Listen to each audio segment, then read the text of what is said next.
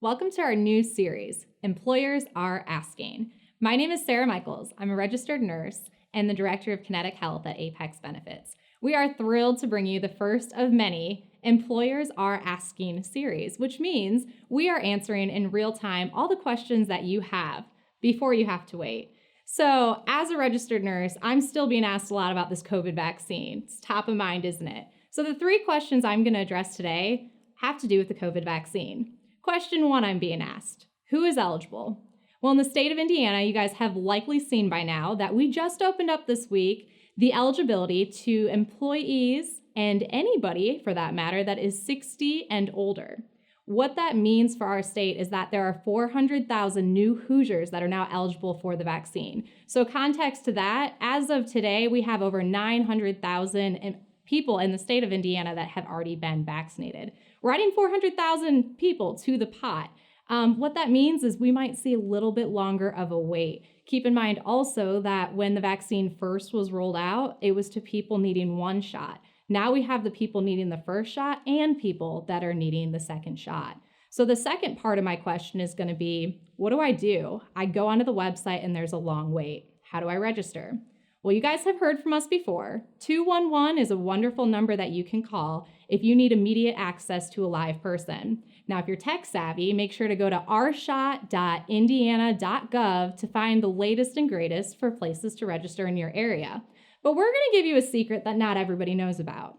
That secret is Walmart, Meijer, Kroger, even Sam's Club and local areas are now also administering the vaccine. Now, those appointments are actually found by going to those individual websites. So if you can't get through on the state site, why don't you guys actually try one of the store sites? You might be surprised that if you're willing to drive, you can get in relatively quickly, not only same day, but maybe sometime that week.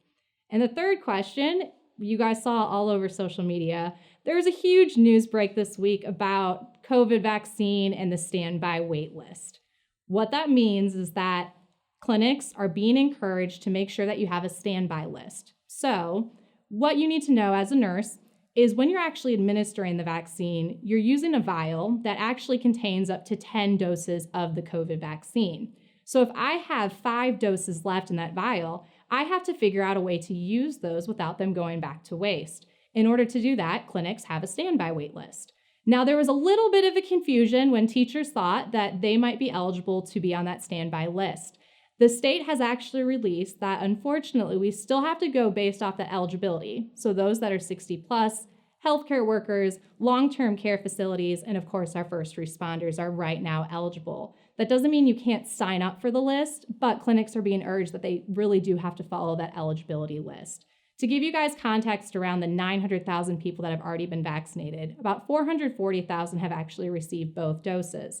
So those 400,000 people that are now 60 plus going into that pool obviously is going to take up a lot of our resources. So please be patient. I know it's hard, but the vaccine is coming. This is simply an issue with actually getting the vaccines on site, but places are ready to administer. The age range 60 plus has actually made up 94% of our deaths in the state of Indiana. So we want to make sure that priority is given to those folks. So that is the more you know and what employers are asking us today. If you guys have questions that you want answered in live time, make sure to inbox us at askapex@apexbg.com. Who knows, maybe the next video, your questions will be answered right here on Employers Are Asking. Thanks, guys.